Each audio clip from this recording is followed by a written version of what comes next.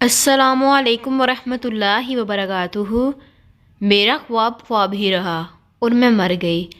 Polar سے نکلتے ہوئے میں نے امی سے پوچھا، امی یہ لڑکیاں شادی والے دن یہاں آ کر کیا کرتی ہیں؟ یہ گھر میں کریم پاؤڈر لگا کر تیار کیوں نہیں ہوتی ہیں؟ امی نے بتایا کہ بیٹا یہاں وہ لوگ آتے ہیں جن کے پاس بہت زیادہ پیسے ہوتے ہیں یا جن کے نصیب اچھے ہوتے ہیں، وہ یہاں سے تیار ہو کر جاتے ہیں اور ان کے دلہے بھی ایسے ہی تیار ہو کر بارات لے کر جاتے ہیں۔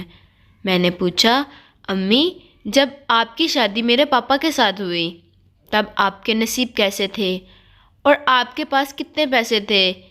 میری ماں نے میری بات سن کر مجھے ڈانٹ دیا اور گھر پہنچنے تک میں نے دیکھا لگاتار وہ روئے جا رہی ہے۔ تب میری عمر 11 سال تھی۔ مجھے بتایا گیا کہ میں 2 سال کی تھی جب میرے پاپا نے میری ماں کو تیسری بیٹی پیدا ہونے کی وجہ سے طلاق دے دی اور میرے 2 بھائی اپنے پاس رکھ لیے، اور میری امی ہم تینوں بہنوں کو ساتھ لے کر میکے آ گئی۔ میرے ماموں انتہائی غریب کسان تھے، مشکل سے اپنا وقت پاس کرتے تھے۔ اب میری ماں بھی آ گئی تو میری ممانی سارے گھر کا کام بھی کرواتی اور جب چاہتی ہم پر اپنا غصہ بھی ٹھنڈا کر لیتی۔ وقت گزرتا رہا۔ ایک رات ہم لوگ رات کو سوئے اور صبح ہوئی تو میں نے امی کو جگانا چاہا، لیکن امی تو ہمیشہ کے لیے سو گئی تھی۔ جسم ٹھنڈا پڑ چکا تھا اور میں روتے ہوئے اپنے آخری سہارے کو سہارا دینے کی کوشش میں تھی، لیکن وہ اس دنیا کو خیر آباد کہہ گئی تھی اور ہم بہنیں زمانے کی ٹھوکروں کی نظر ہو گئیں۔ ماں جی کو دفنائے ہوئے کافی دن گزر چکے تھے۔ ایک دن ماموں نے کہا، بیٹا آپ کے ابو سے میں نے بات کی ہے، وہ کہہ رہے تھے میری بیٹیوں کو میرے گھر چھوڑ جاؤ، میں انہیں سنبھال لوں گا۔ ہم نے سامان باندھا اور ماں کے قبر پر آخری سلام کے بعد کلام پاک اور آنسوؤں کا تحفہ چھوڑ کر وہاں سے ہمیشہ کے لیے روانہ ہو گئے۔ ابو کے گھر پہنچنے تو ماموں نماز کے لیے مسجد میں چلے گئے اور ہمیں پتہ چلا کہ 3 سال پہلے ابو بھی فانی دنیا سے رخصت ہو چکے ہیں، اور ماموں جی جھوٹ بول کر ہمیں یہاں چھوڑ کر نماز کے بہانے یہاں سے اپنے گھر کی طرف لوٹ گئے ہیں۔ شکر کیا کہ بھائی نے ہمیں قبول کر لیا، اور بھابھی یہ کہتے ہوئے اپنے کمرے میں چلی گئی کہ تم لوگ یہاں صرف کچھ دنوں کے لیے رہنے آئے ہو، یہاں کی مالک مکان بننے کی ضرورت نہیں، اور یہ کپڑے دھو کر اپنی اپنی چارپائی اسٹور سے نکال کر سو جانا۔ بھابھی کے جانے کے بعد ہم تینوں ایک دوسرے کے گلے لگ کر رونے لگ گئیں۔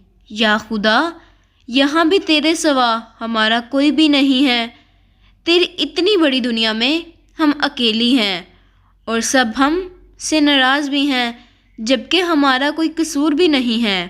تھوڑے دن گزرے تو بھابھی نے ہم کو اکٹھے بیٹھے ہوئے دیکھا تو کہنے لگی کہ یہ مت سوچ لینا کہ ہم تمہارے لیے اچھے اچھے رشتے ڈھونڈ کر تمہاری شادیاں کریں گے، یہاں صرف مہمان ہو، تم کسی سے بات کر کے اپنا پکا ٹھکانہ تلاش کرو۔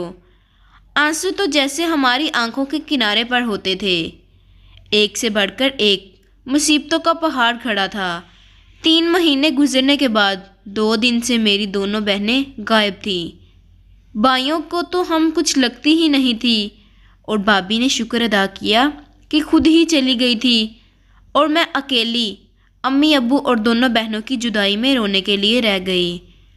مجھے کمرے کی صفائی کے دوران ایک کاغذ ملا جس پر لکھا تھا، باجی ہم دونوں دور کے کسی شہر کی طرف جا رہی ہیں، ہمارا تیرے سوا کوئی نہیں تھا، لیکن تم تو خود بھی اس گھر کی نوکرانی ہو اور ہم سے ایسے مر مر کے نہیں جیا جا رہا تھا۔ وقت اور مقدر نے ساتھ دیا تو ہم تمہیں یہاں سے لے جائیں گی، اور اگر ایسا نہ ہوا تو ہم قیامت میں ماں کے ساتھ ملیں گی۔ خدا حافظ۔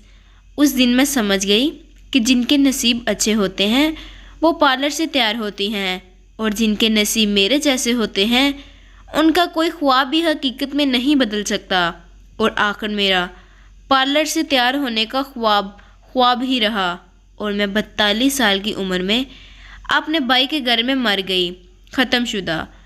مائے نی میں کنوں آکھاں درد وچھوڑے دا حال نی، روواں تے مینوں رون نہ دیون ਤੇਰੀਆਂ ਯਾਦਾਂ ਸੌਣ ਨਾ ਦੇਵਨ, ਆਕੇ ਲਾੜ ਲਡਾਲ ਨੀ, माए नी मैं किन्नू आखा दर्द विछोड़े दा हाल नी। अगर ये आपको वीडियो पसंद आती है तो लाइक शेयर और सब्सक्राइब लाजमी करें। शुक्रिया।